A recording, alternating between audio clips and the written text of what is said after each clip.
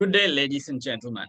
This is Watson Michael from Ceylon Institute of English and Leadership, and welcome to the 21st Leadership Challenges series for episode number 5. And we're going to talk about the second disruption today. So we have with us Dr. Ravi Fernando. So Dr. Fernando, he's on 8 local and multinational boards. He's an alumni of the University of Cambridge and INSEAD Business School. Having completed all his sustainability studies, postgraduate and masters at Cambridge, and his strategy studies at INSEAD Business School. He's a visiting faculty in INSEAD Business School and is an executive in residence there. Dr. Fernando created the 21st century board leadership model, which was developed in June 2020, and a US copyright was secured. It was converted into a master class that is now being taught in Luxembourg, Ireland, the United Kingdom, and Sri Lanka, soon to be launched in Malaysia, Vietnam, and India in 2022. So our topic today is going to be geopolitical disruption. So, Dr. Fernando, how are you today? And excellent. Great. And if you could give us some definition of what is geopolitics. Excellent. A very good morning or evening or day to all the people who are watching this video today. This is, as Watson Michael has already introduced, our 5th in a series of 6 lectures. And very soon there will be a YouTube channel where you can go to and listen to all 6 of these episodes in one go to cover all our 6 subjects as was shown in the slide. So today's topic is geopolitics. And I can tell you that all the MBA programs in the world, all the governance programs in the world, none of them have this subject in the curriculum. Means you have to learn geopolitics almost on your own. And that is one of the reasons that the 21st Century Board Leadership Masterclass has dedicated one full module for geopolitics. And by the end of today's session, all of you will know why we should concentrate also on understanding geopolitics when we develop national strategies or business strategies. So today's topic is geopolitical disruption. And from the word geopolitical disruption, you will appreciate that we see geopolitics as a disruptor to well laid out ground plans for strategies of nations and businesses. Because most of the time, what happens is geopolitics comes and disrupts those plans and affects the company or the nation's growth strategies or whatever. Right? So geopolitics generally comes and impacts your economic performance directly. And this is something we need to appreciate. Right. So what is geopolitics? So I'm going to read out to you some definitions so that every one of you understand why we are studying geopolitics today.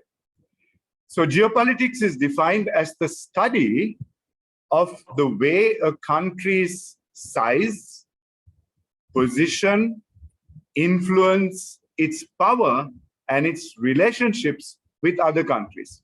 And this from the Cambridge University Dictionary.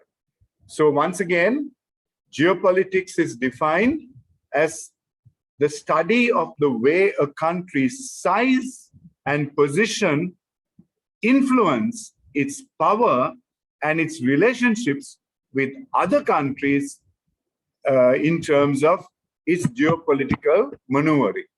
So that is a very simple definition of geopolitics. So I'm going to give you 2 more definitions, which are easy for you to Google and find out. One is, this is from Wikipedia.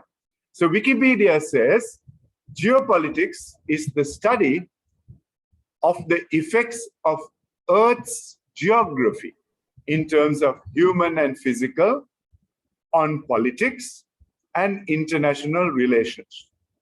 While geopolitics usually refers to countries and relationships between them, it may also focus on 2 other kinds of states: de facto independent states with limited international recognition and relations with subnational geopolitical entities such as federated states that make up a federation or a confederation or a quasi-federal system.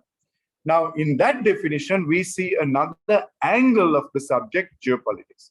And it's very important for us to understand this angle, because this angle of understanding Earth's geography immediately triggers up the big question about how then does geopolitics play out in the subject of climate emergency and sustainability, because that is to do with the Earth's geography. Because what is getting impacted in terms of Earth geography is the continuous burning of fossil fuels, which then have an impact on the Earth's geography, both in terms of its physical state and its human state.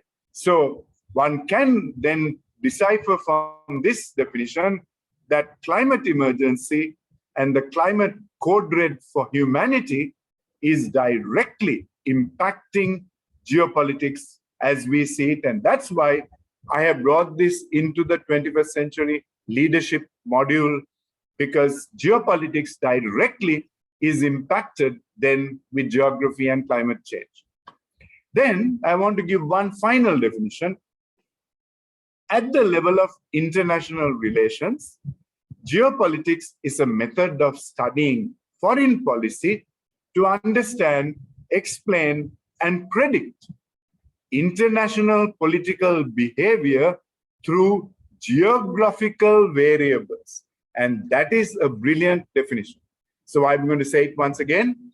At the level of international relations, geopolitics is a method of studying foreign policy to understand, explain, and predict international political behavior through geographical variables. So the second time we are using the word geography. So now you can see why I have brought this subject into the 21st century leadership model. And it goes on to say these include area studies, climate studies, topography studies, demography studies, natural resources studies, and applied science of the region being evaluated. So that is a very comprehensive definition for all those who are listening in today. And because I want you to understand why I brought geopolitics into the mainstream of the 21st century board leadership model masterclass, because I want 21st century leaders to go way beyond business issues to understand the bigger picture of the climate emergency issues, the human and social emergency issues, as a result, the economic issues, and now also understand technology issues, geopolitical issues will also come and haunt a business strategy or a national strategy. So that is my definition of it to you, Michael. Great. Thank you for the definition, Doctor.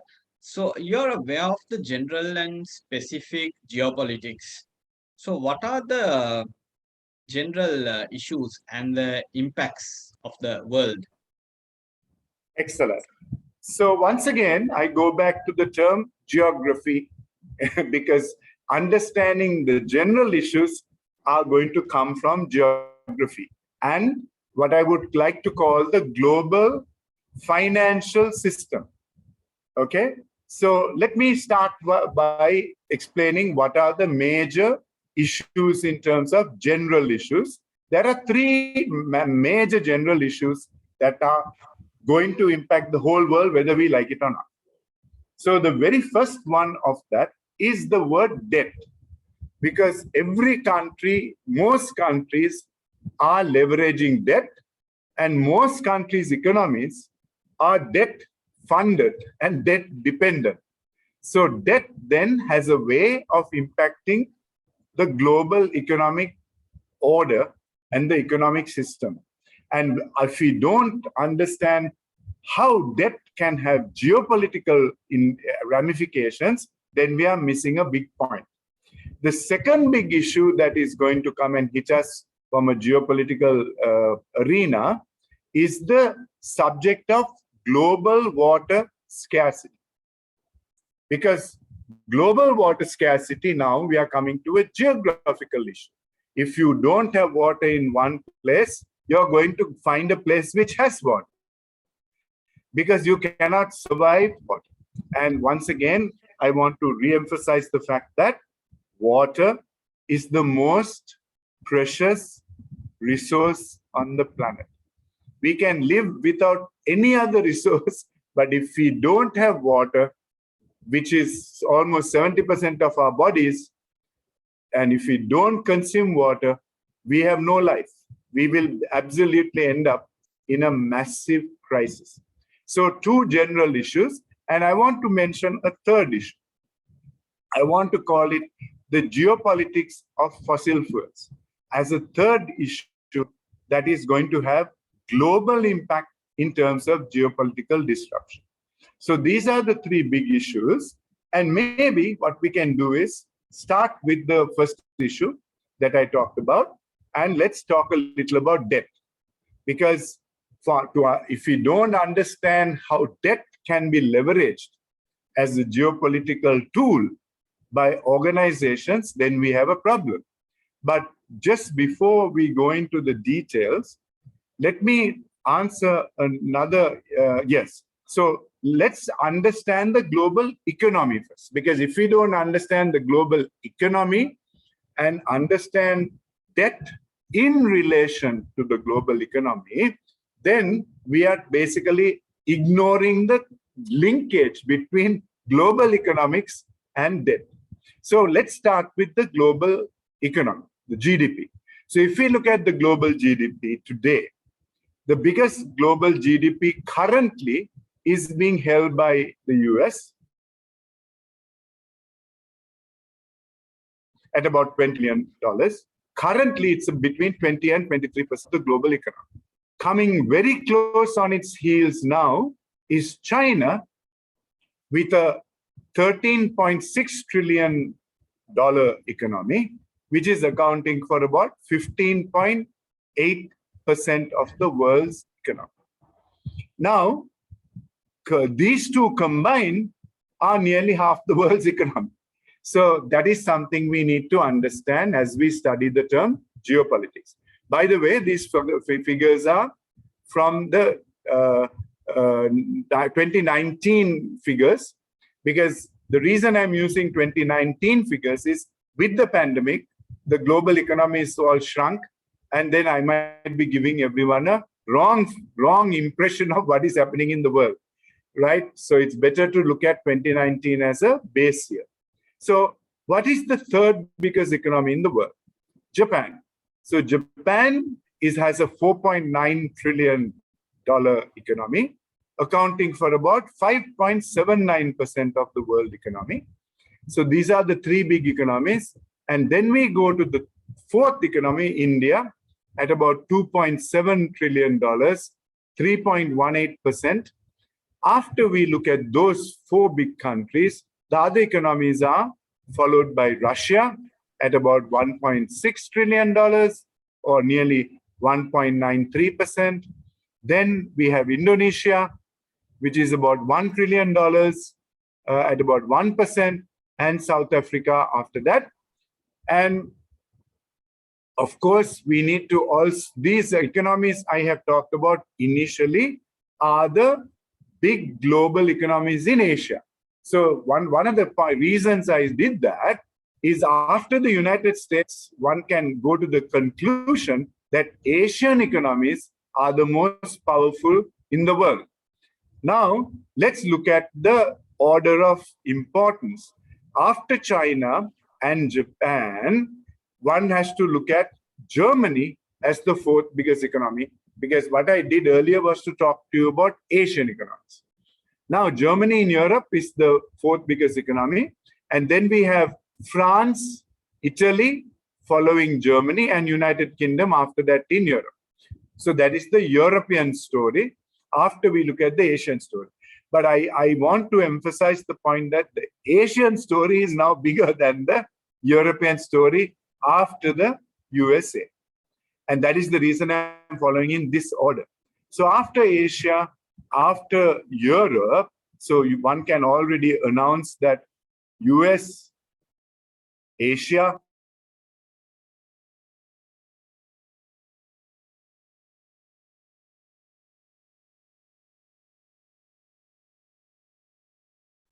other Asia bloc, and then a whole host of small countries, including Australia after that.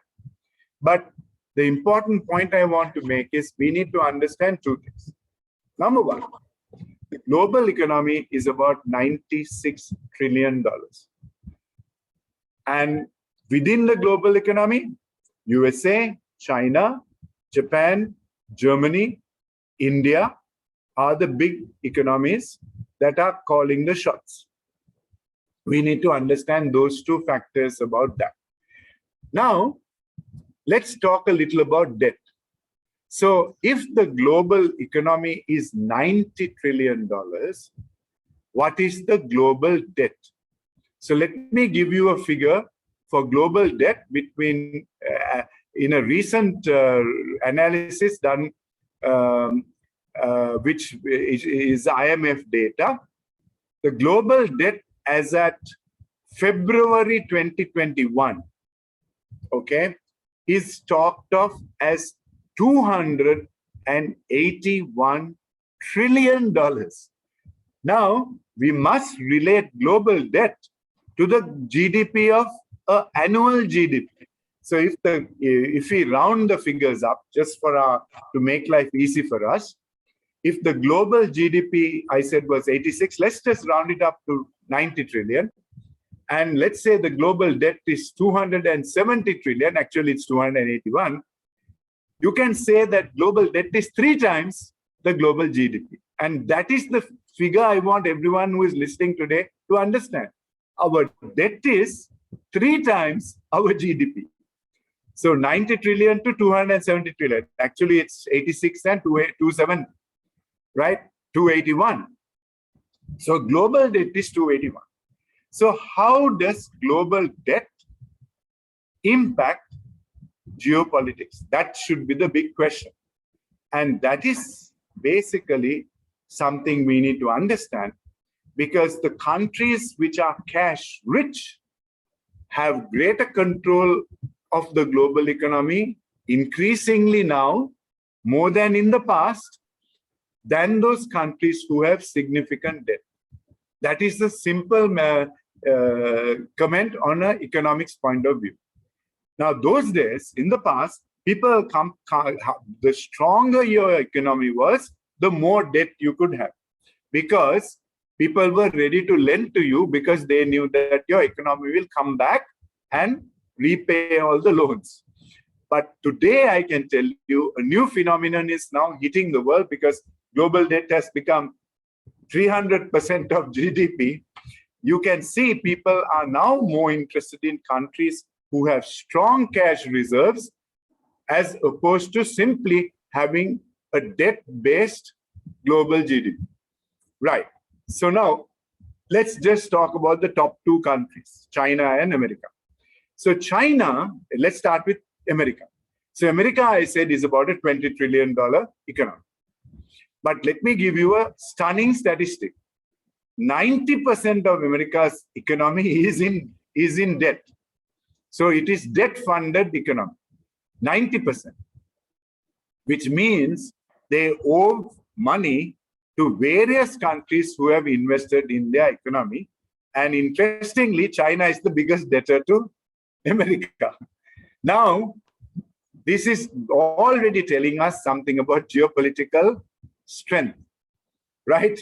You can see the numbers are telling us a big story, Michael. Numbers are telling us a big story, right? Okay. Now let's ask the question, what is China's debt? So China has basically wiped out their debt. They are now considered a cash-rich nation. They have a $3 to $4 trillion cash surplus and reserve. Now, if I was to ask you, Michael, if you had to answer the question, which of these two economies, therefore, are stronger and which of these leverage ability and impact because of the way the debt is structured, what country will you say is the stronger or emerging stronger economy? I would say China. Absolutely, absolutely right. Because one has to realize one country has debt and some of the debt is held by China. The other country has a surplus and has cash reserves. Therefore, if you add up the debt of America held by China, and if you look at the cash reserves of China, China then has a much stronger overall position in the world. Very good. So now you have understood, everyone has got a chance to understand the word debt and geopolitics, right? You can see the connection between the two, right? Countries which have greater cash maneuverability will be stronger than countries who are in debt, right? And countries who keep piling up debt, eventually, at some stage in the world, they will have to pay up. And you can't keep borrowing for eternity. The day will come when the global economic order will crash if the whole world is already 300% in terms of debt. Now, there's another big implication of the word debt, and let me explain that. The next big implication of the word debt is that when you have more money than you should have, so if the global economy is 90 trillion, but people are consuming 281 trillion of goods and services. That is something one needs to understand. So we are consuming 3 times the planet's GDP through debt, right? 2 times. Right? If you are a $90 trillion global economy and you're consuming $90 trillion, then there is no problem. But if you consume $180 trillion more than the global GDP, 3 times more, then you are overconsumption of resources is happening. And this is one of the reasons that we end up having what you and I call a massive crisis of overconsumption of the Earth's resources. And we say that most countries we are now at a stage, we are consuming 3 planets worth of resources. So actually, the time has come for people to realize that resources in the world are finite. The resources don't keep regenerating forever and ever. So on a finite resource-based planet, if you overconsume like you're doing at 300%, the day is going to come when we are going to run out of resources. So that is now giving a very detailed explanation of debt, geopolitics, and overconsumption, and how that comes and now hits us in terms of sustainability. Because what is the definition of sustainability? Sustainable development. Sustainable development is when we meet today's needs without compromising the needs of future generations. Meet today's needs without compromising the needs of future generations. And what this is now proving to all of us is that we are consuming resources that should be kept for future generations today. And now you can see how this has become a climate emergency, a geopolitical crisis, and a code red for humanity. So what is really happening as you study the word debt is we are having unsustainable development, not sustainable development. Number 2, we are making sure that your generation and the generation after you will run out of finite resources. That is the second thing that is happening as world leaders are basically consumed by debt, and all they want to do is to have a good life now and forget about future generations. So this is now nicely linking the story to sustainability as we look at it. Okay. So now let me talk about the second general issue. First general issue is debt and overconsumption of resources on a finite planet. Now we come to the second issue, which is water stress. Water stress. So what is the problem about water stress? And you might ask me the question, the world is 70% water, sea water, and 30% land. And why are we talking about a water crisis? The reason for that is, out of the 70% of water in the world, only 3% are fresh water, 97% is salt water. Now, you and I cannot drink and live with salt water. And we can live, agriculture will thrive, and the world will succeed only with the 3% of fresh water. So what is happening to the 3% of fresh water in the world? That should be the next question. Why are we getting worried? 3% is a lot of water. Why we are getting worried is that 3% of fresh water is stored for us in what I call the world's freezer units. There are 3 freezer units: the North Pole or the Arctic, the South Pole or the Antarctic, or the Himalayas, which is the mid pole. That is where our fresh water, at least 2% of our fresh water from the 3% is stored. Then we have atmospheric water and groundwater. Now what is happening with global warming is that water cohort, which is only 3% of all the water in the world, is melting very fast as temperatures are now crossing 30, 40, 50 degrees centigrade. And we think, scientifically looking at this, that in the next 10, 20 years, there'll be no such thing as Arctic, Antarctic, and Himalayas. All the glaciers in the world will melt, and all this water will go into the oceans. And what will happen when that happens is we will have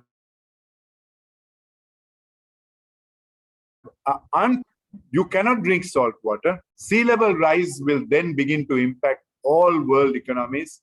And I can tell you, majority of the world's capital cities will be basically underwater when sea levels rise 20 feet to 140 feet as the polar caps melt into the ocean. So London, New York, Shanghai, Mumbai, and these big cities which are in the ocean, which are seabed ocean cities, I can tell you today, in 2021, in the next 20 years, 30 years, if we don't stop this global warming, we are going to have all those cities underwater. Miami, New York, Shanghai, Mumbai, I can tell you there'll be no such cities in the world in the next 20, 25 years, as sea levels will wipe out those cities completely. And even Colombo is at risk with the amazing fast deterioration of the polar caps. Now, what are we discussing? We are discussing the geopolitics of water scarcity. I started explaining this first because we need to also understand what is happening in the planet, right? Because this is having a direct impact on geography. Now, water scarcity, I can tell you the global water scarcity map done by an organization called Aqueduct presents the 2030, 2020, and 2040 figures for water scarcity. So I can tell you in a second, by 2040, most of our northern Arctic water cap or polar cap will be melted by 2040. Now, 2040 is not 1,000 years away. 2040 is just 20 years away. In 20 years, we will no longer have a North Pole to go and North Pole, and the chances are we will not have the Himalayas, we will not have all the glaciers in the world by 2040. 20 years from now. So we must get ready to do things to stop that. Otherwise, we are going to be short of water to drink. Because we started by saying we cannot drink salt water and live. We cannot cook with salt water. We cannot have agriculture with salt water. We have to have desalinated water if we want to use them. And that is why the Middle East, which has no water, as a result of destroying all their forest cover, they don't have a rainwater cycle. That's why the temperatures are 40 and 50 degrees centigrade. Now, that's why they are spending enormous sums of US dollars and money to have desalination plants with massive burning of fossil fuels like petroleum and diesel to clean up their water, to desalinate the water. Now, basically, that is a massive cost. And if not for the oil income in these countries, they would never be able to afford it. Because most countries cannot afford the kind of desalination the Middle East is holding. So what countries are going to be massively impacted with the water crisis? That is the next question. So the countries are, majority of the countries in the Southern Hemisphere. Southern Hemisphere nations will basically be in absolute disaster with water by 2040, 2030. So what are these countries? So let me start with the big nations and big regions that will have water scarcity like nobody's business. Number one, India. Number two, the entire Middle East. Number three, most of North Africa and South Africa. Most of Australia, especially South Australia, especially the major cities of Australia that have populations. Then a good part of China will also have water scarcity. And by the way, even European Union, Spain, Portugal, almost every European city will be having a major water scarcity by 2040. Now, this is the reality. Now, the real question is, when there's this kind of water stress, what will happen? What will happen? So the real question is, then where will we have water?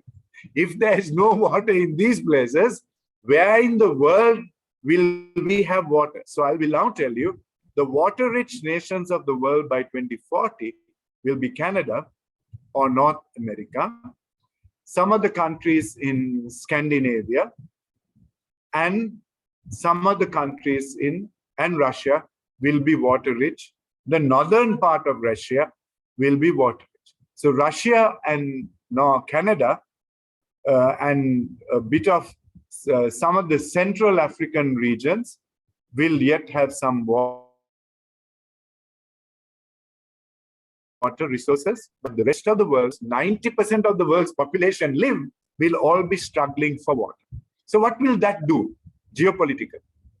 What that will do is that will force massive climate refugees moving from southern hemisphere countries to northern hemisphere countries.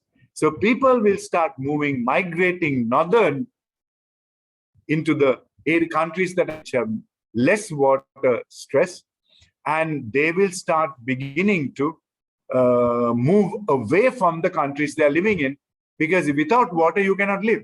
So the second big issue after debt is water scarcity. Now, I hope I have explained this very, very clearly, that nobody has to wonder what he's talking about. All they need is a map of the world in front of them, and they will understand everything I'm saying now in this water crisis that we are about to face. So, two things will happen. Climate refugees will increase. Right now, we are having a refugee crisis, which is politically mooted by Belarus, where they are actually going to the countries in the Middle East and saying, come to Belarus and we will find a way for you to move to Europe through the Polish border.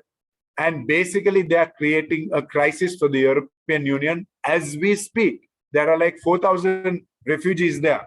But that is, I can tell you, not because of the water scarcity. That is because of Belarus, which is being influenced by Russia, trying to create problems for the European Union. Okay, that is how we need to understand the geopolitical issues. And before that, a couple of years back, we had a massive migration. That was because of the Syria crisis. People just left their, say, Iraq and Syria and Iran because they couldn't handle the crisis in terms of the warfare that was going on, ISIS and Iraq-Iran war. They just said, forget it, I'm going to leave this country. So that's how you had about 7-8 million people moving to Europe earlier. But the key point I want to make now is, where are people going? They are going to where the water is. And where is the water? At the moment, it's in Europe. But by 2040, it'll be Canada, the North Pole, some countries, and the Russias that will have the water. So remember, as we now discuss geopolitics, we must understand that the countries I talk to you about know what is happening in the world, know what will happen in the world, and they are leveraging their future strength now because they know they will be in the driving seat as the future rolls out, because otherwise they would not be shaking and rattling the cage so much because they know where they are going to be. So I can tell you in summary about water and geopolitics and climate refugees and nations with water, the nations with water. Also, the other area that will yet be somewhat water rich in the future will be the Amazonian countries. You know, the entire northern the north part of South Africa, because of the amazing green cover. But I have already told you that Bolsonaro chainsaw of Brazil is wiping out that, and maybe he wants to make Russia, the South American regions with water to be deserts. That is the only explanation I can give as to why he is destroying all the rainforests. So this is a very deep geopolitical understanding of the water crisis that is going to happen. Okay.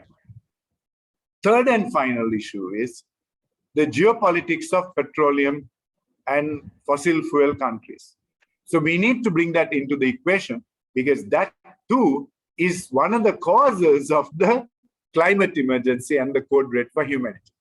So what do we have? The geopolitics of petroleum and fossil fuels. What we are having is about 8 to 9 countries, 5 to 6 countries in the world have decided we don't care about the rest of the world. As long as we can burn fossil fuels and grow our economies, it doesn't matter what the hell happens to the planet. It doesn't matter whether there's a climate emergency or not. It doesn't matter whether there's a code red for humanity or not. All we are interested in is growing our economies, burning more fossil fuels, and ignoring everything else. So this is what I call an extremely 19th century science-denying leadership of these countries. So what are these countries?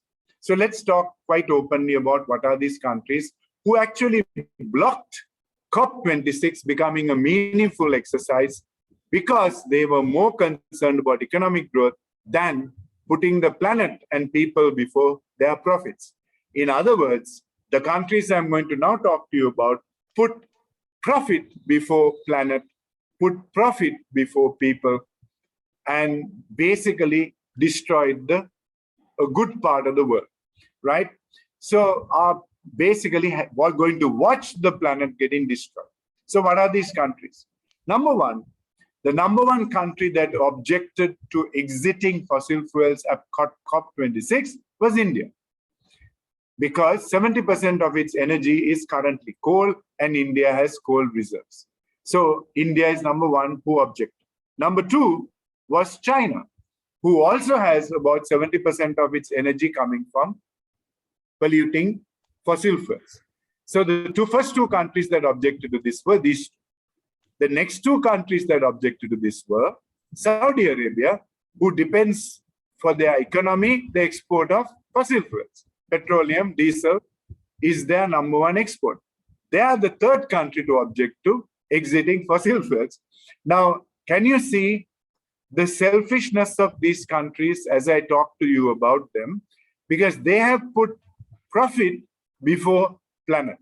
What these three countries, and I'll tell you a few more, like Australia, where a great part of their economy comes from exporting coal. Australia, Indonesia, another country that exports a lot of coal. And then, of course, we have the gas importing countries, exporting countries like Russia, who also objected to this changing of guard and moving away from fossil fuels. So let's go through the list of countries. I started with India, China. I talked about Australia. I talked about the Russias, and I talked about Indonesia. And of course, one has to also accept the fact that even today, countries like America and Germany yet have about a 30-40% of their energy coming from coal. So even those countries were ready to change, but the 6 countries I told you about objected to the change. So what we have to understand, Michael, is that global fossil fuel geopolitics is basically these 7 or 8 countries who have decided, and their leaders have decided, that we will not exit fossil fuels till 2040, 2050, 2060, or 2070, by which time the planet will be completely destroyed. They are thinking about short to medium-term profits versus the planet. And that is why one can say these countries and its leaders are basically 19th century leaders ready to compromise the planet and ignoring humanity, ignoring Code Red for Humanity call from the UN Secretary General, Antonio Guterres. And one of the comments he made at COP26 was, we are digging our own grave for the future. And I want to be very specifically saying that the country is digging the planet's grave and basically ignoring the climate emergency and the Code Red for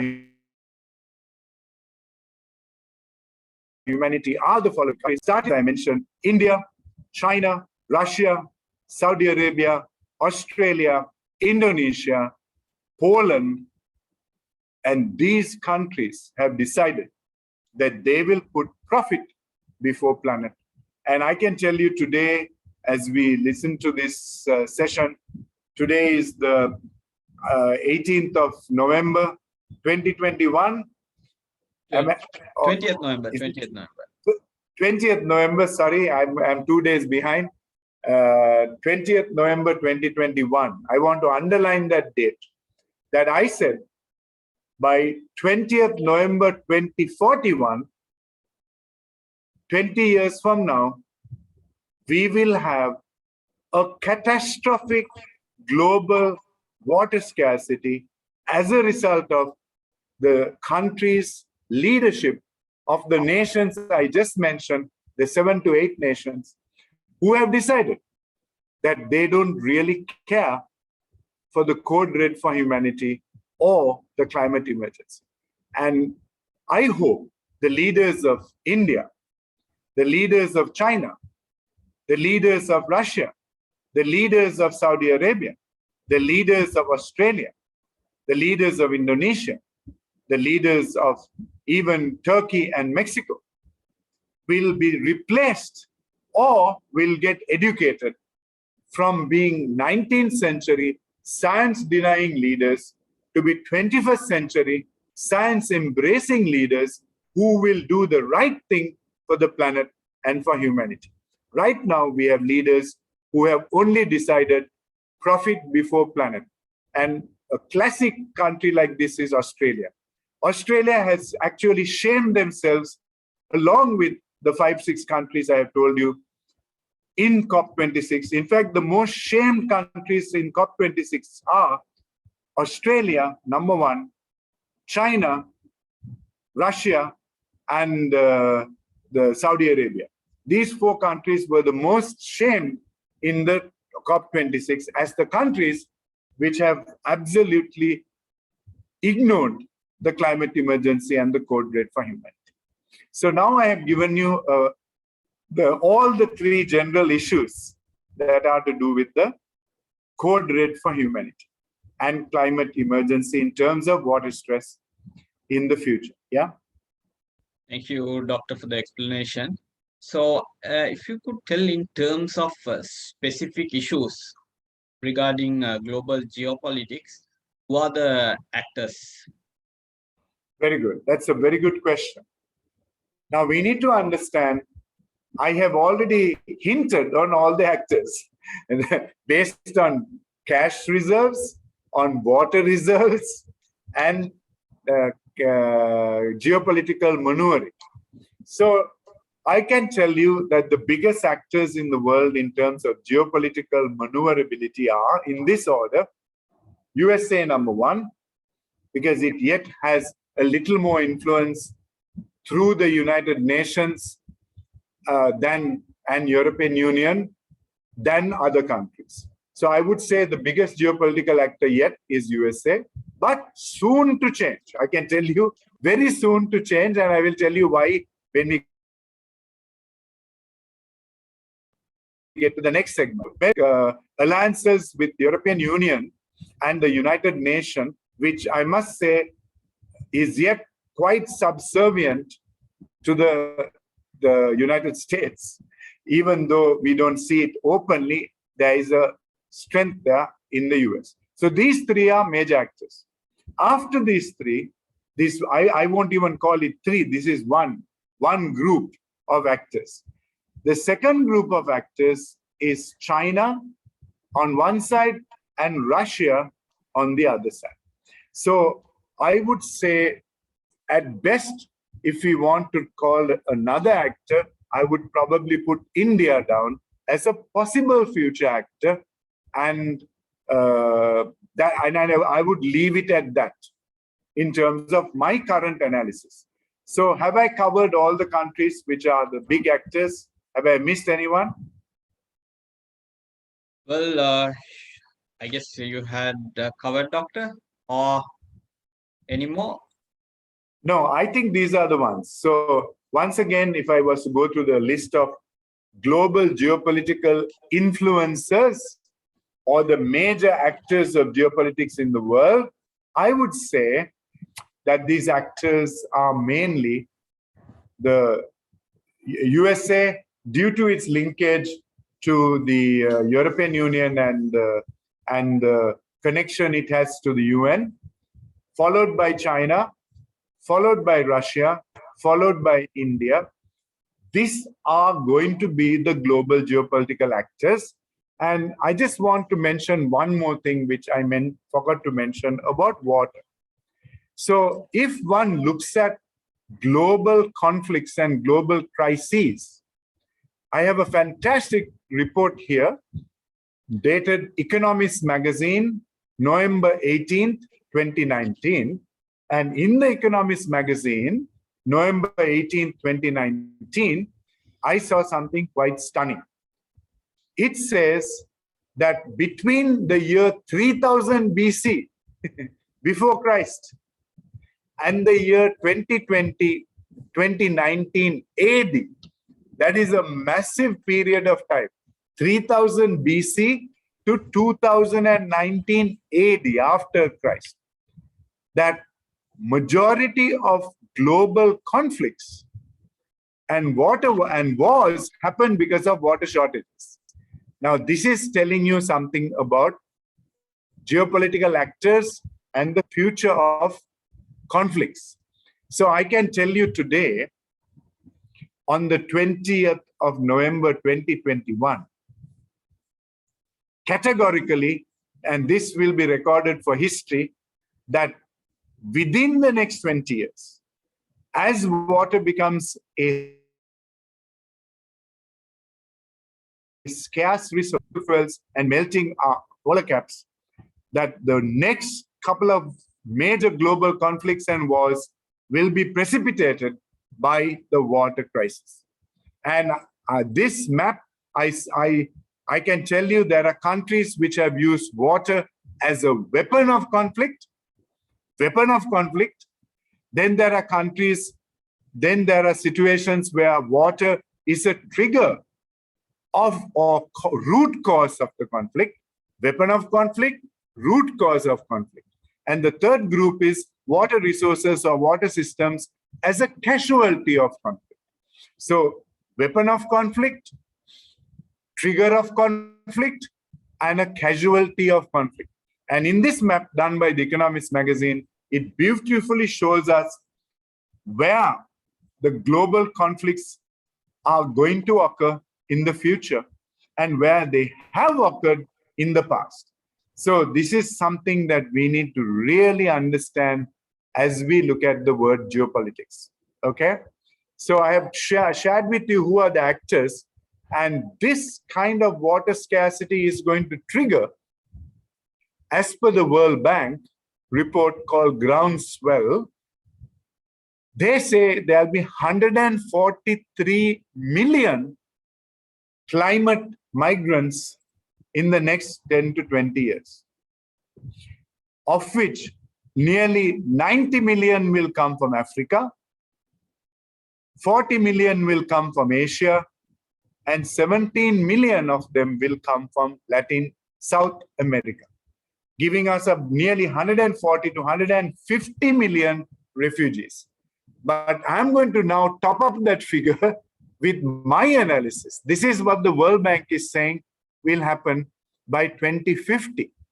Now, on the 20th of November 2021, my prediction is that by 2030, not 2450, by 2030, that the world will have between 200 to 300 million climate refugees. 200 to 300 million, which is double the size of what the World Bank has said. And majority of these people will go from Africa, Middle East. They have not mentioned the Middle East in this report, but I can tell you a massive migration will happen from the Middle East, Africa, Middle East, South Asia, and Latin America, and even some of the border nations like Portugal, people will begin to move up because of the global water crisis. So I think now we have very comprehensively covered all these major issues and major actors. And this introduction was very important for me to get everyone understanding why we need to study geopolitics for national strategy and business strategy. Great. So thank you, Dr. Fernando, for explaining about that. And finally, can we talk about the One Belt, One Road strategy? Okay, now, before I go to One Belt, One Road, I want to spend a little time explaining to you how these actors, main actors, will influence and be influenced in the future. So the first actor I mentioned to you was USA, correct? And one of the things that I mentioned to you was USA gets its influencer status of geopolitics from also the fact that they influence the United Nations, but less and less because Russia and China now have veto power. They influence the United Nations and they influence the European Union. Now, one of the things that will emerge for these three regional groups and USA is now the ascending of power of China is going to begin to split those very strong alliances, because nations are going to basically say, should we stay loyal to America, or should we start aligning ourselves to the future world leader, China, right? They are going to be caught between the devil and the deep blue sea in terms of who should be aligned, okay? So let me give you two examples about how the European Union has aligned itself. I already told you that America has influence, and I yet call it the #1 influencer. But when China launched their new bank, the Asian Infrastructure Development Bank, about 4 to 5 years back, America appealed to the European Union countries and said, please don't join this bank, because if you join this bank, you're going to weaken the control we have of the world through the IMF and the World Bank.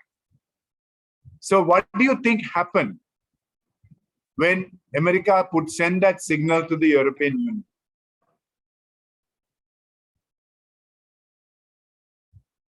What do you think happened?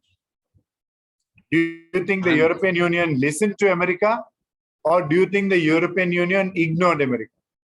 Only two possible answers. Did they listen to America and avoid the Asian Infrastructure Bank investment, or did they say, forget about America, we are going to do it? It's just a guess, but I think they went with the US. Okay, so the answer is they actually ignored the US. They ignored the US, and basically, among the first investors in the new Asian Infrastructure Development Bank set up by the Chinese to support the China One Belt, One Road were the major European Union countries. And one of the key points I also want to mention to you today is the amount of business that is happening between China and Europe. So today, the trade deficit that the European Union run with China is about 164 billion euros. And the trade, in terms of GDP, you can see that China and Europe have a trade of between 13.6 billion euros and 12.2 billion euros. And in terms of the world population, China's cohort is about 18% of the world population. European Union combined is only 5%, 5.7%, 6%. 6 versus 16%. The first point I'm trying to make today is you need to understand why the European Union did not listen to America. They didn't listen to America because they would have, if they listened to America, lost about a 13 to 14 billion euros worth of trade in one shot. Because the Chinese would have said, okay, you're not going to join with us in this strategy. We are going to ignore you too. Can you see?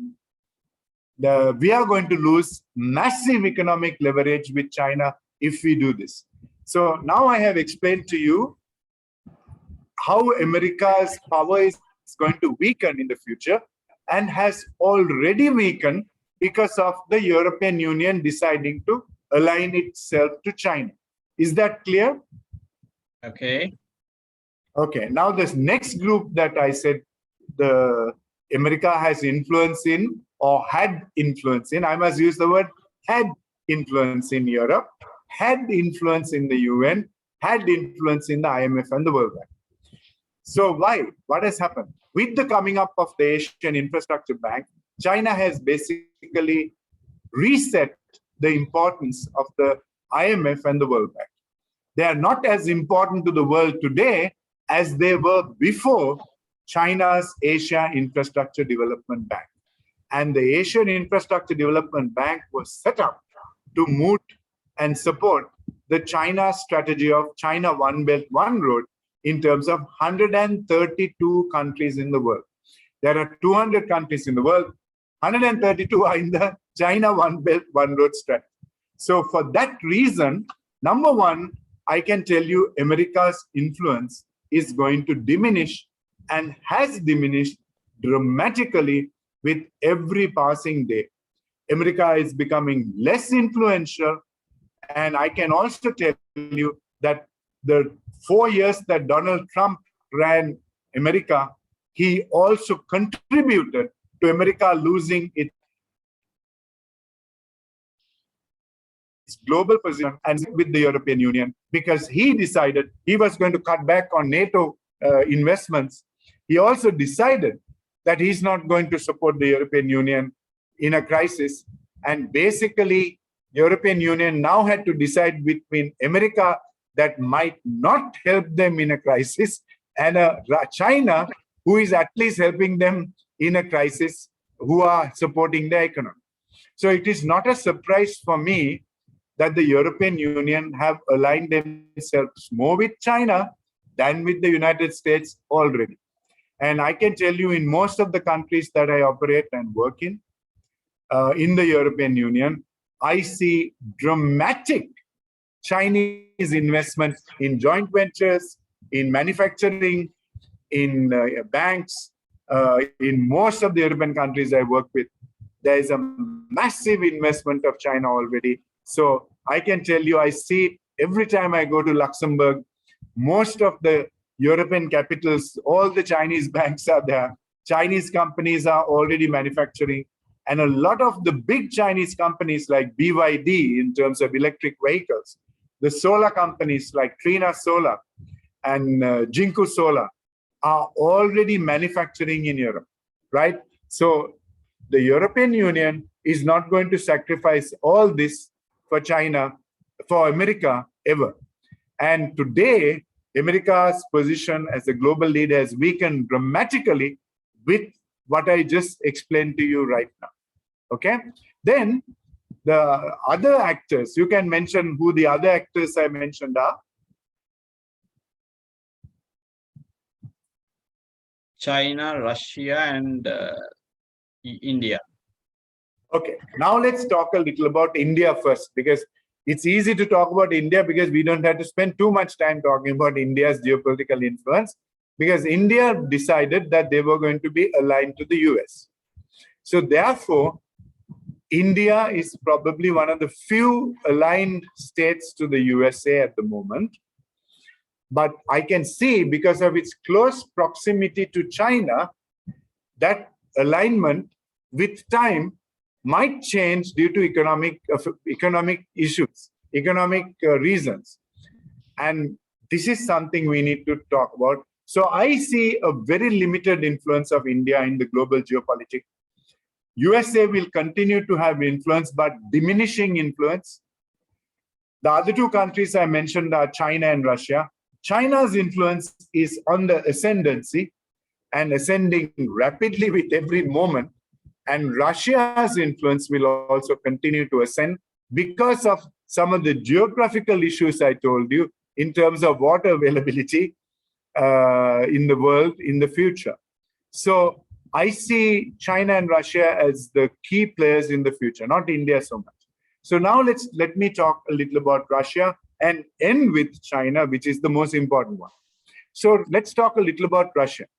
So one of the things that we are seeing happening in terms of China and Russia is they are beginning to sometimes almost complement each other's global strategy. You see, that is something I'm seeing happening now. So Russia is ready to complement China, and China is ready to support Russia's strategy, right? And how do I know that? At COP26, these are two countries who did not even attend COP26. Now, by not attending COP26, what is the message they're sending the world? They're sending the world a very simple message. We don't care for the United Nations or anything that the United Nations is doing anymore. We will do what we want. For us, we don't even want to waste time attending these meetings, because in our mind, they are no longer an influential power in the world. And that is something, a very strong message Russia and China have sent the whole world together. And not only both of them, even Brazil sent that message, right? So now let's talk a little about Russia first. So Russia currently is having some issues because they are no longer in the G7. They have been taken out of the G7. So they are isolated there. However, Russia continuously is looking at ways and means of expanding its influence in Europe. So where are they influencing in Europe? Number one, Russia has already annexed Crimea, a seaport island, a defense Russian former shipping port.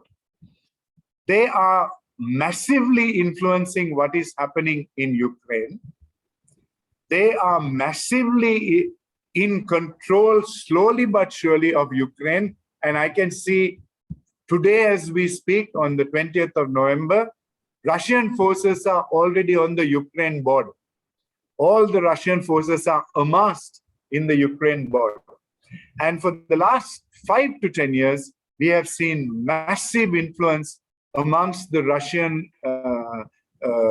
special forces, Russian agencies in Ukraine, trying to influence Ukraine dramatically.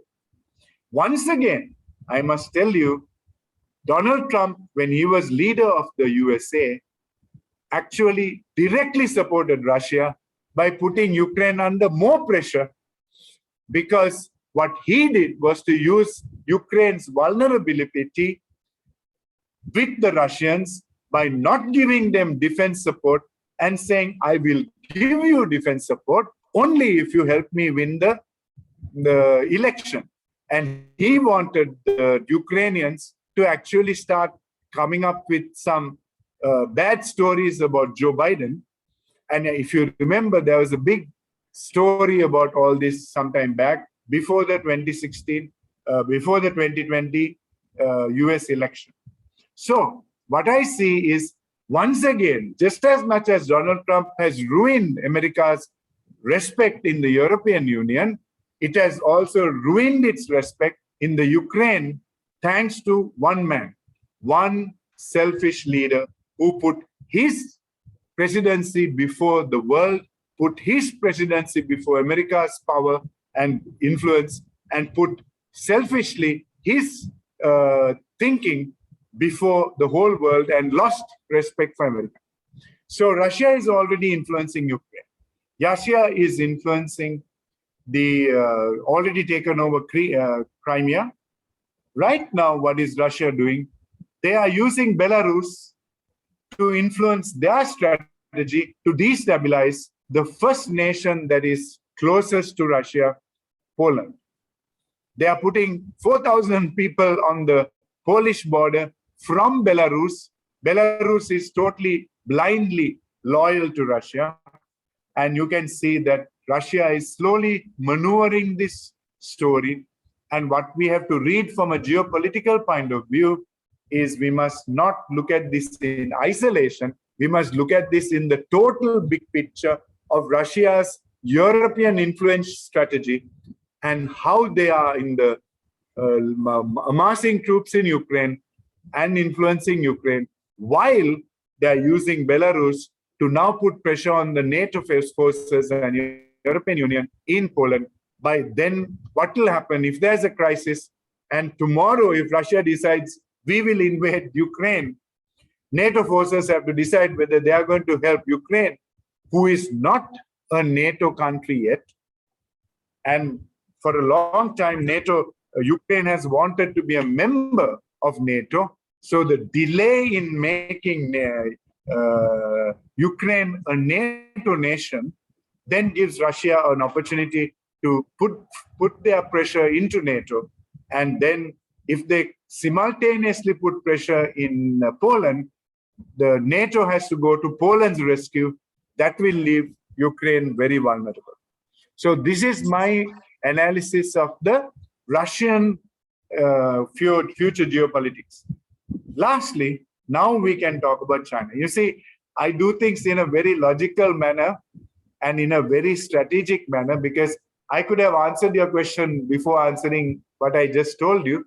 But as you heard me, now you understand the big picture much better than in the past. Am I right? Yes. Exactly. So we need to understand the big picture before we understand the small picture. Okay. So now let's now get to the China One Belt One Road. So what is the China One Belt One? They have a belt and road. The belt is very much the sea route, and the road is the land route. So they have a massive land strategy, which is starting in Hangzhou, going through Beijing, touching cities that are across the world, across China first, like Xi'an, and move slowly into countries like moving right through Tehran in Iran, going through Samarkand, Bishkek, Almaty, Istanbul in Turkey, connecting with Russia, and ending up in Europe, connecting Amsterdam, Duisburg in Germany, and Venice, all in their one belt, one road strategy. And they have another connecting road connection from Kashgar, right through Pakistan, Islamabad, into Gwadar seaport. So they have two road networks. They have a third road network, which is going from Beijing right the way through Astana, through Moscow, into Duisburg and Amsterdam. So they have three road networks in their road network strategy for the 21st century. Now, let's look at the belt, the sea belt route. So what are the countries that are important in the sea belt? So here, once again, we start in Xinjiang in China, move right through to Hanoi in Vietnam, and from Hanoi, they connect Kuala Lumpur. From Kuala Lumpur, they connect Jakarta, and from Jakarta, they go to Kolkata in India. They also, believe it or not, connect Colombo as one of the major ports in their belt sea route. And from Colombo, they also move into Mombasa in Africa. They go to Djibouti, and through the Suez Canal, they go to Athens and Venice. And believe it or not, these road networks, rail networks, and maritime networks that I just described to you in China's One Belt, One Road is what I call China's geopolitical and economic growth influential strategy. So do you know how many countries are in this Belt and Road Initiative? 138 countries. Now can you see how China is ascending and US is descending in geopolitical influence in the world? That is the thing that I wanted to share with you today, right? China is ascending, US is descending, and then we have to ask the question, in one of the interesting maneuvers that China is also doing, China is building a very strong relationship with all the countries surrounding India. Sri Lanka in the south, Pakistan in the north of India, and most of the countries that are bordering China, bordering India, are already very much aligned to China. So China is encircling India. That is why I said that China's influence that India's influence is going to be diminishing as we watch it. Now, let's look at the reason why China is now becoming a global superpower. I would tell you that if we look at the global economy from a purchasing power parity point of view, today China has already overtaken America to be the number one economy, right? It is already the global number one economy. So what are some of the important points that we need to understand about China as they move forward geopolitically? The first point I want you to remember about China is China has decided that they want to be the world's science-made superpower. They want to be the science-made superpower. They want to advance technologically and scientifically and not any other way. Now, why is this point so important, Watson?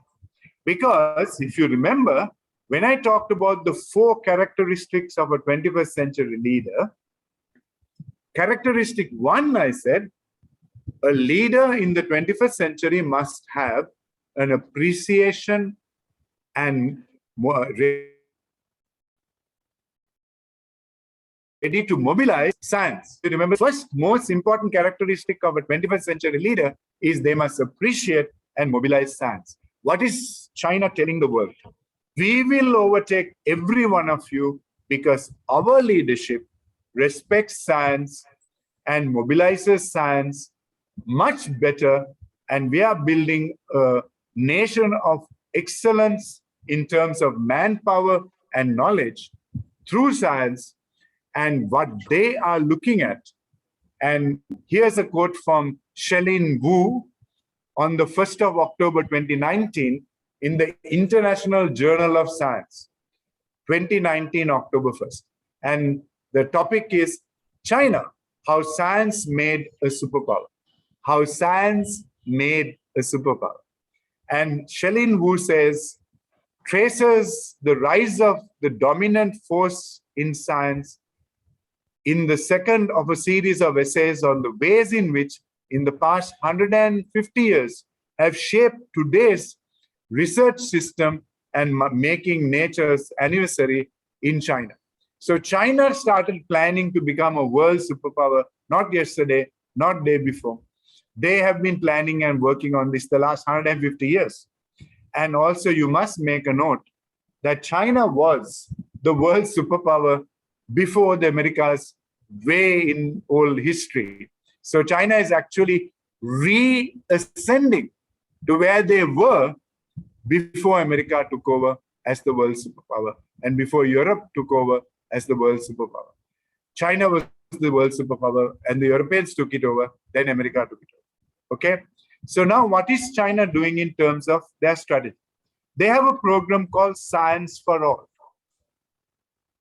It has created and centralized educational and institutional infrastructure for science.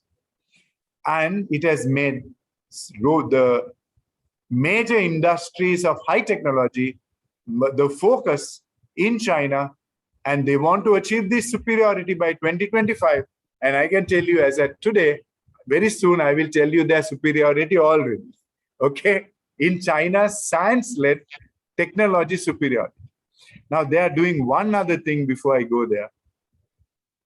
China has sent to the world's best universities the most talented students, the brightest students, between 1978 to 2018. The government of China paid for this number of students to go to the best Western European universities and learn the most important science subjects and come back to China. Now, I want to ask you a simple question. How many people do you think China has sent to the West, to American Ivy League universities like Harvard, Stanford, Yale, to Oxford, Cambridge? How many students do you think China has sent between 1978 and 2018? Have a guess. Probably, let's say around 10,000. 10,000. I want to give you another chance to make a bigger guess. It's more than 10,000. All right. Probably about 75,000. Right.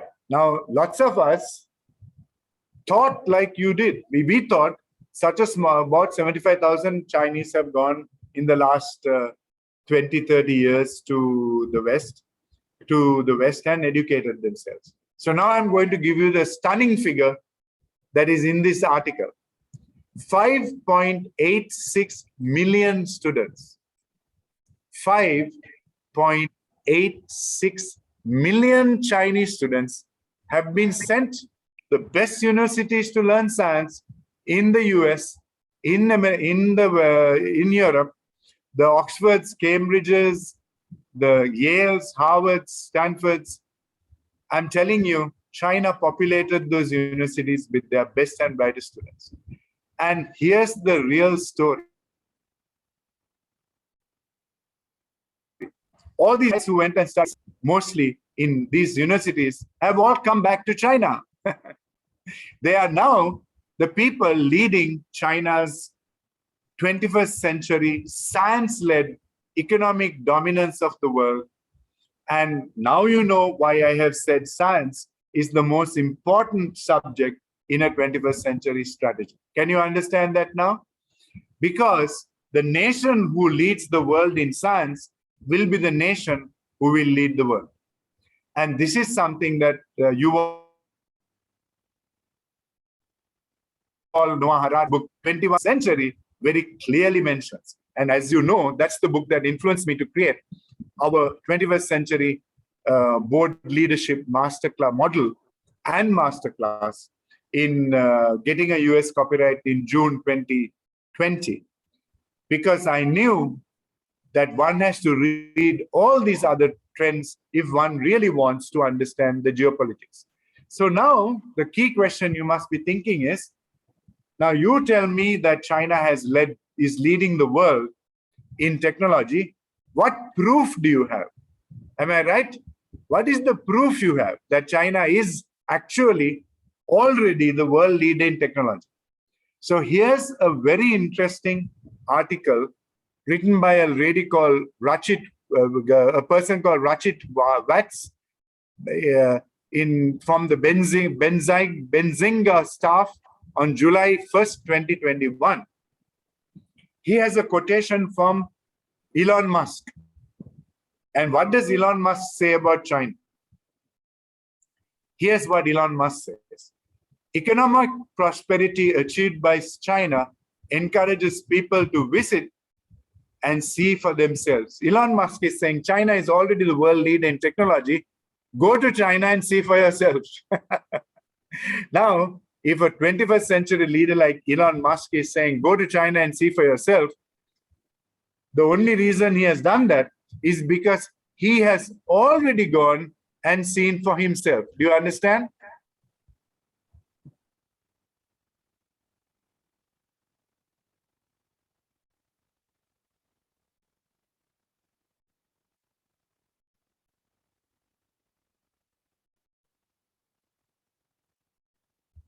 So I'm sorry I interrupted you there. Okay, sorry. So now what is the proof? So Elon Musk is saying, go to China and see for yourself, because he has already done that. So now let me tell you what science and technological leadership China already has. And have beaten America significantly. So number one, nanotechnology. You know, I was the first CEO and founder CEO of the Sri Lanka Institute of Nanotechnology, SLINTech, in 2008, August.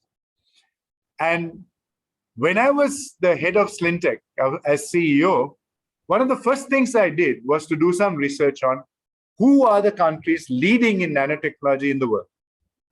I expected to see America leading the world in nanotechnology. In 2008, I can tell you, China was already filing more US patents for nanotechnology than the US. So they had already overtaken the US in nanotechnology in 2008, Watson. Not now, 2008. So number one, China leads the world in nanotechnology. Number two, China leads the world in 3D printing for construction. China is the advanced user of 3D printing technology for construction. If you remember during the COVID crisis, China built a 100,000 person hospital in 1 month or 2 months. Why? How can you do that? Because they used about 200 to 300 3D printing, 10 to 20,000 3D printing machines which are mass industrial 3D printers, and they build this building in no time. Not only that, today China builds a 2-story building in 3 hours with 3D printing. So China is now significantly ahead of the rest of the world in 3D printing. Now let's look at the other things they are heading. Solar power. Do you know China is already 70% of the world's solar power manufacturing market? They are the world leader in solar power. They are the world leader in wind power, right? Already. And wind and solar are tomorrow's energy sources. They are already the world leader there. Electric rail. Do you know that today China has 70% of the world's electric rail? If you look at all the electric rail in the world and ask where is this happening, 70% of all the rail networks in the world are in China. And they have an amazing train called the maglev. Maglev is the equivalent of the bullet train in Japan and the TGV in France, but it is much more superior in technology. And the maglev is now moving at about 400 to 420 kilometers per hour. And it's the fastest train on the planet, and using high technology and electric rail. They are not using any fossil fuels for their trains anymore. And what is quite amazing is when I went to China, I used to go to China up to the 2019 to teach there. I have been teaching in Shanghai the last 8 years in a course called Making Excellence in Business for an organization called CDEP, which is based in France next to the INSEAD Business School. They're actually brother companies. And I was teaching this business excellence program in Shanghai. Every time I used to go to Shanghai, I would go to the airport in Pudong and then wait for the company car to pick me up from CDEP. And I would take about 1 hour to get to Shanghai, depending on the time I arrived in the airport. So suppose I arrived in the night, I would get to Shanghai in 45 minutes. If I arrived in the morning, it would take me 1.5 to 2 hours because of traffic. Now, the last 2 times I went to Shanghai, they arranged for me to get on the maglev train from Pudong Airport to Shanghai town, straight next to the hotel where we teach the course. I want to ask you, take a guess, how many minutes is taking me now when I go to Shanghai? From the car or the Airport. train? Airport. Train. From the maglev train. Yeah, the train is, I heard from another source, it takes about 15 minutes, 10 minutes. You're right. So it takes 6 minutes. 6 minutes. A trip I used to take 1.5 hours to 45 minutes, I'm now doing in 6 minutes. And that is an example of how China's electric rail is now becoming the world champion for electric rail. And I heard that the American government has invited China Rail to come and do the electric rail in America. Now, that is proof that China has overtaken America in electric rail too. What are the other sectors they are now world number 1? In terms of electric vehicles, BYD company and NIO company, and China has a lot of electric vehicle companies, are today dramatically outselling Tesla in terms of car sales. Of course, that is not a surprise because China has 1 billion people, 1.1 billion people, and the markets that Tesla is playing in, combined, the population must be now about 500 million. So if you are in a market that is double the size of Tesla's total market potential, and now you know why Tesla has opened a factory in Shanghai, because they don't want to lose this massive growth that is happening in electric cars. So BYD is among the top 2 or 3 electric vehicle companies, but I would put BYD ahead of Tesla in terms of electric vehicles today, because not only is China, BYD, the number one or two, I mean, let's say number two in cars, but they are the number one in all other electric vehicles. So when you talk about coaches, they are the number one. When you talk about these other utility vehicles, they are the number one. Even if you go to any airport in the world today, BYD vehicles are the ones that take you from the airport to the plane. They have introduced all these new electric vehicles. So when I look at the big picture, I think in electric vehicle terms, I think China has overtaken Tesla, and China is the leader in electric vehicles because they have gone into sports utility vehicles. They have gone into all these luxury coaches, buses, the mainstream buses that countries are using for public transport. They have gone into the heavy-duty vehicles that take goods from one part of the world country to another country. So I would put China ahead of America already in electric vehicles. The next two areas are artificial intelligence mobilization and drone technology for agriculture. So our AI mobilization and the use of internet shopping, China is already the number one. You can see artificial intelligence, China is already the world leader in our AI.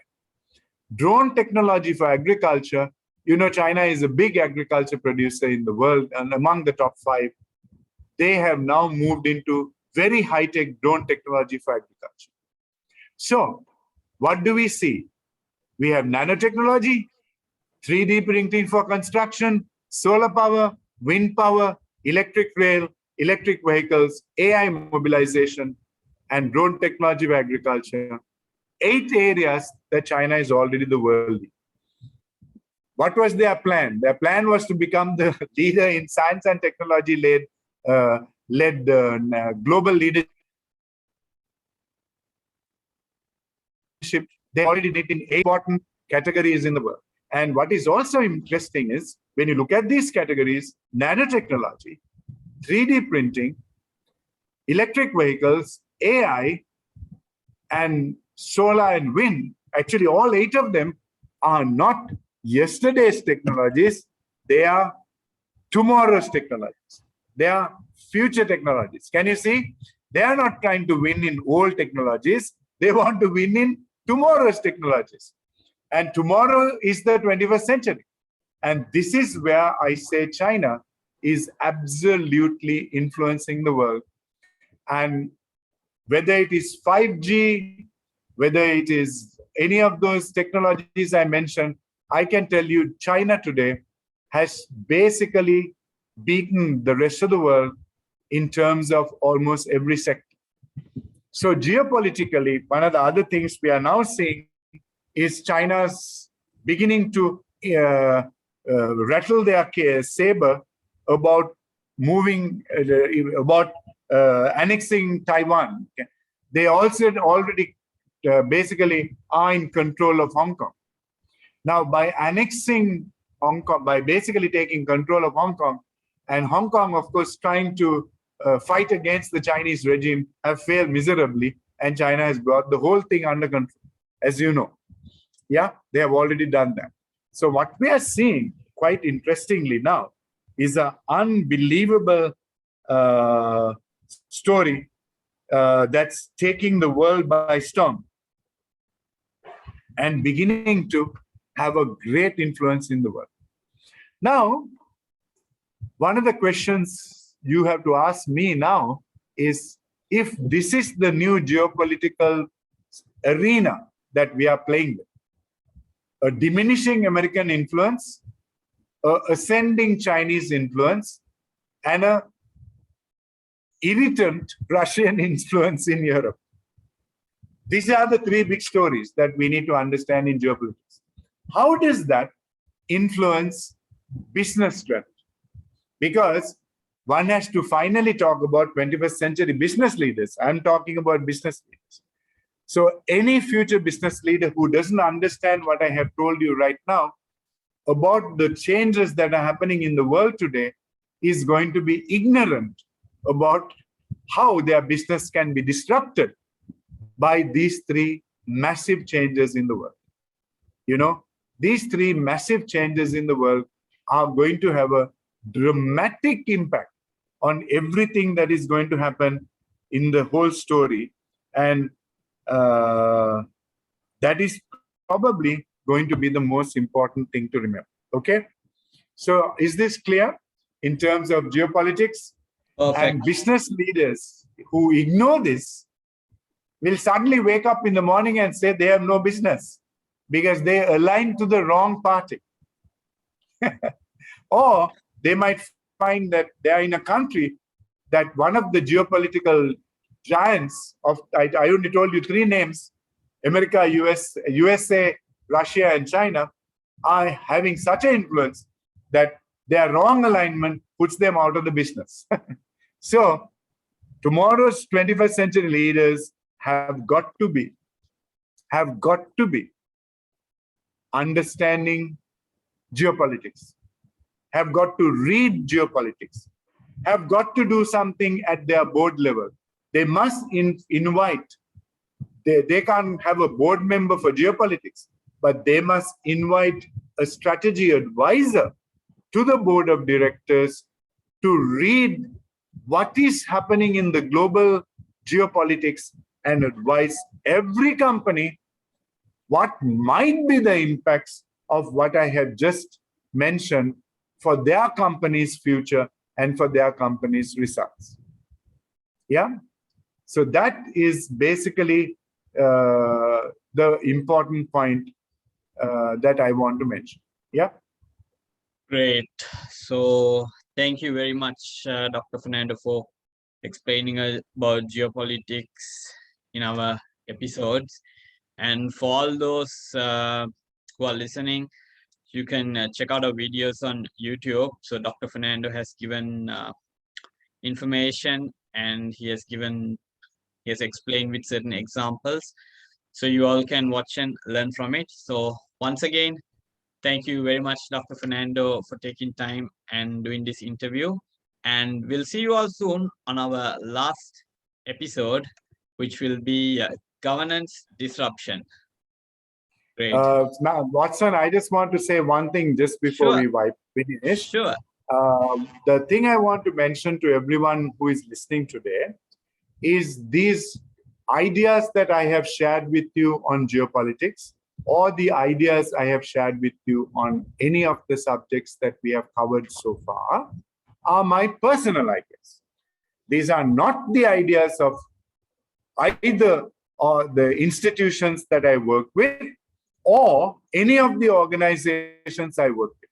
So I want to make it very clear, please understand, these are my personal views and my personal reading and my personal analysis as a 21st century leader of what is happening in the world. They have nothing to do with any of the organizations that I work with or any of the countries I operate in. So please, I want to give that disclaimer in this program, because I don't want them to think that any of the organizations I am attached to have the same view of what I have said. Thank you, Michael. I want to say that is very important. Sure. So for all of you, you heard what Dr. Fernando said. So, right. So thank you once again, Dr. Fernando, for doing this interview. And we'll see you all soon with our final episode. Bye.